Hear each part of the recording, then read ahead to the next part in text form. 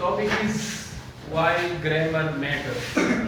Grammar matter क्यों करता है, ग्रामर की इंपॉर्टेंस क्या है और इंपॉर्टेंस क्यों है।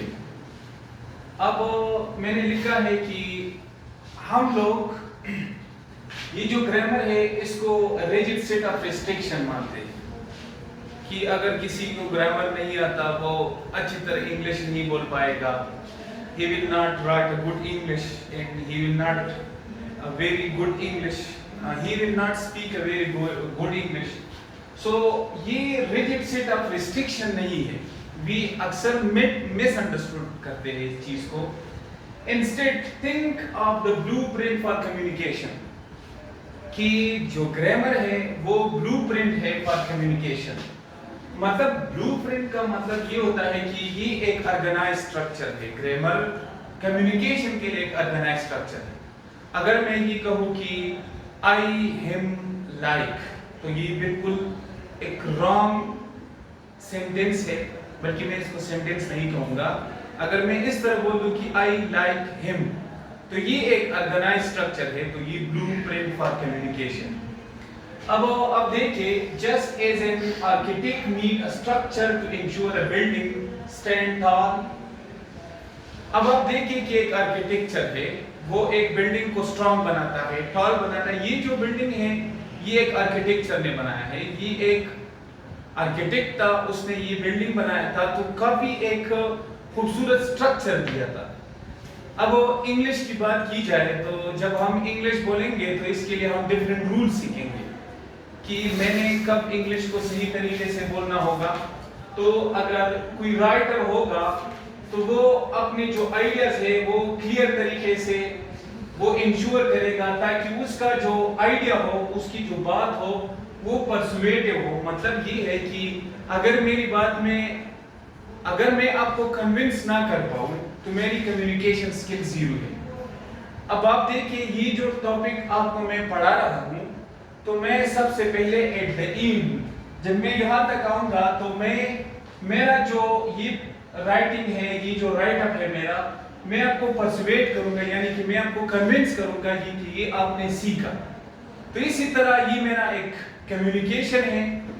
तो किसी भी लैंग्वेज को सीखने के लिए उस लैंग्वेज की कम्युनिकेशन को सीखना ये जरूरी होता है।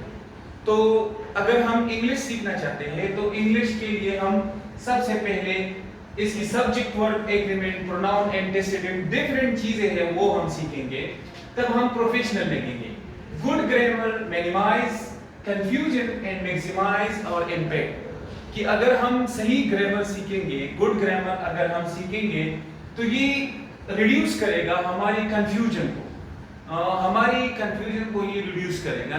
मतलब ये है कि अगर मुझे सही ग्रामर आता है तो मेरे अंदर जब मैं कम्युनिकेशन करूंगा तो मेरे जहन के अंदर क्या होगा, कंफ्यूजन जो है वो कम होगा। So to minimise the confusion and maximise the impact we use grammar. That's why grammar is important. Why grammar is important? Because grammar contain rules. So I have divided this grammar into 4 parts. The first part is the core pillar. The core pillar, the must knows. The must knows.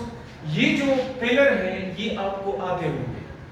आप ये अगर आपको नहीं आते, it means आपको grammar नहीं आता। तो सबसे पहले है subject verb agreement. It is very important. अगर हमें subject verb agreement आता है तो इसका मतलब ये होगा कि हमें इंग्लिश ग्रामर आता है।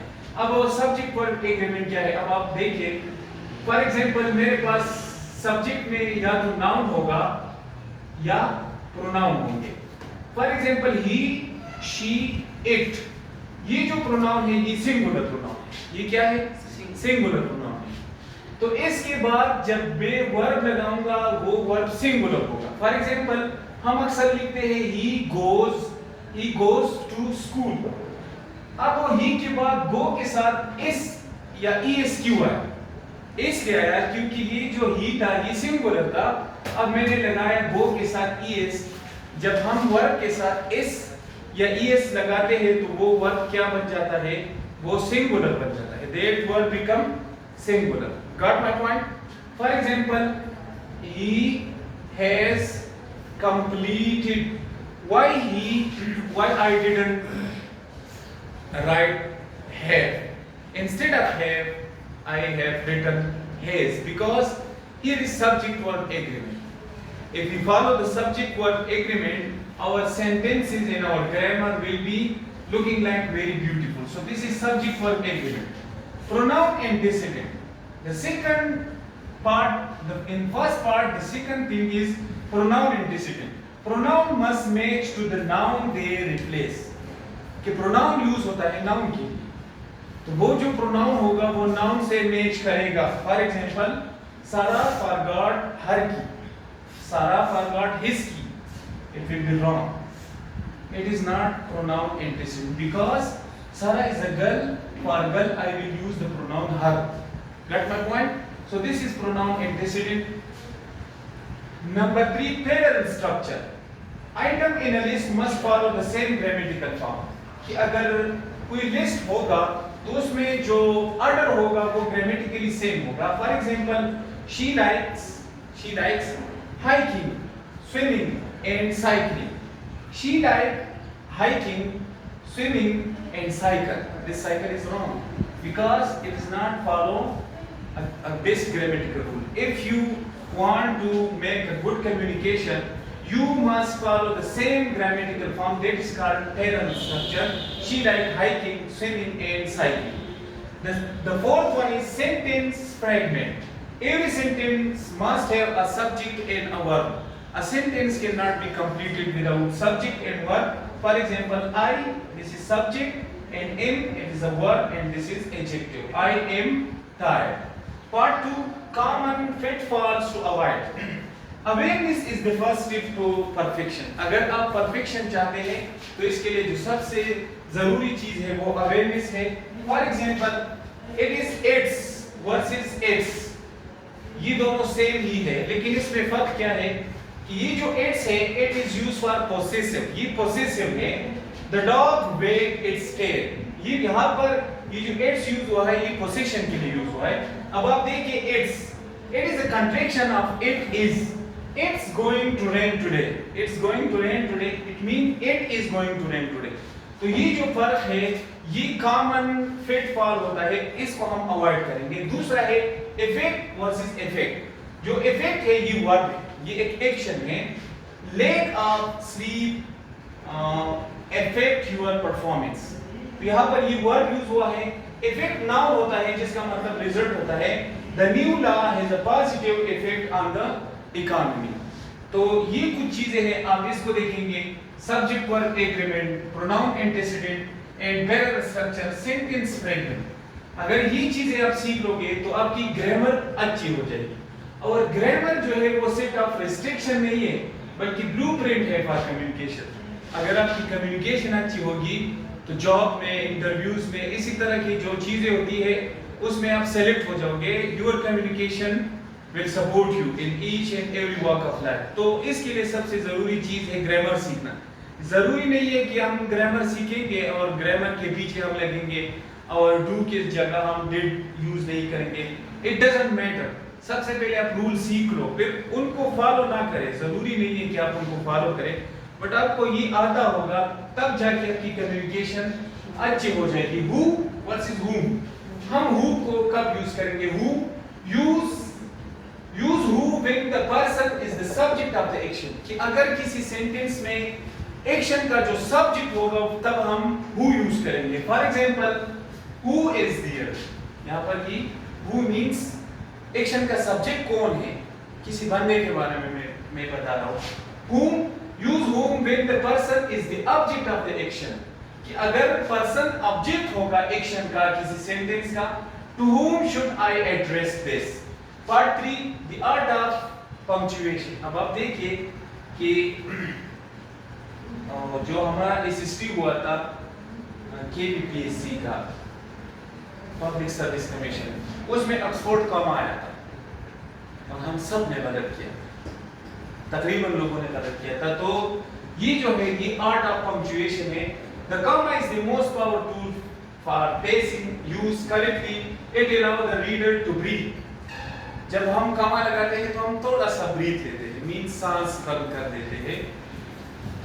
Use incorrectly, it causes them to stumble. For example, the Oxford comma. Use the comma before the conjunction in a list. याद रखिए कि जो conjunction होता है for, and, not, but, are, yet, so, although, if, unless, ये जो words है ये conjunctions होते हैं. आप conjunction के बाद comma लगाएंगे. ये Oxford comma रूल होता है. I bought apples, comma, oranges, comma, and. यहाँ पर conjunction आया है तो and के बाद फिर हम कमा लगाएंगे. अक्सर हम इस तरह लिखते हैं I bought apples, oranges, फिर यहाँ पर कमा नहीं लगाते. तो याद रखिए कि आप कंजंक्शन से पहले भी लगाएंगे. And bananas. Got my point? This is called the Oxford comma. फिर है semicolon. Use them to link two independent clauses that are closely related. कि closely related दो sentences जब होते हैं, independent clauses का मतलब होता है sentences जो closely related sentences होंगे उसके बीच हम सेमीकोलन लगाएंगे. For example the rain stopped, ये एक आइडिया है, मींस ये एक इंडिपेंडेंट क्लास है. the sun began to shine through the clouds, ये दूसरा इंडिपेंडेंट क्लास है या सेंटेंस है. तो इसके बीच मैंने सेमीकोलन लगाया. तो सेमीकोलन को हम टू इंडिपेंडेंट क्लासेस को जो क्लोजली रिलेटेड क्लासेस हो उसको लिंक करने के लिए हम सेमीकोलन यूज करते हैं. फिर colon use them to introduce a list. अगर मेरे पास एक लिस्ट होगा या कोटेशन होगा या एक एक्सप्लेनेशन होगी. एक्सप्लेनेशन फॉर एग्जांपल यहाँ पर why grammar matter, this is a topic, so I will explain this topic, that's why I put colon. This is colon. Why I put colon? Because here I will explain this topic. For example, if there is a quotation, so after the quotation you will put colon. I need to buy 3 things at the store. मुझे store से 3 चीजें हैं वो खरीदनी होगी. वो 3 चीजें कौन सी है याद रखिए. यहाँ पर मैंने कोलन लगाया. कोलन के बाद मैं वो 3 चीजें एक्सप्लेन करूंगा. Milk, bread and eggs. तो ये क्या है? ये ग्रामर इंपॉर्टेंट क्यों है इसके हवाले से मैंने डिस्कस किया पार्ट 1, फिर part 2, part 3 and part 4. So these things are very very important. और इसमें जो सब्जेक्ट वर्ब एग्रीमेंट है ये आपका होमवर्क हो गया, आप इसको करेंगे.